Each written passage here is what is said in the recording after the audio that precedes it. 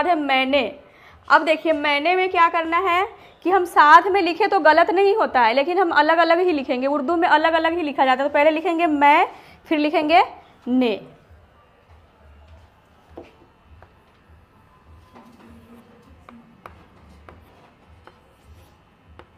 मैंने, और यहाँ बिंदी भी लगा लीजिएगा। मैंने, उसके बाद ख्वाब,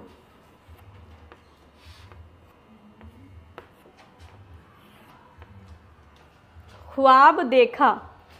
अब देखा कैसे लिखेंगे बताइए? दाल को एक ही मात्रा, एक ही मात्रा के लिए कौन सी है राब? बड़ी एक ही छोटी शक्ल, ठीक है। द को एक ही मात्रा। अब देखिए यहाँ पर ख के पैर बिंदी नहीं है तो कौन सा ख आएगा? दो चश्मी है वाला, जो हम दो चश्मी है के साथ काफ को जोड़ के बनाए थे। पहले एक ही मात्रा, फिर दो चश्मी है के साथ आ गया आ, देखा। समझ गए? दाल को एक ही मात्रा आ गई, काफ के साथ दो चश्मी है मिलके बन गया खे, और आगे मात्रा। मैंने ख्वाब देखा।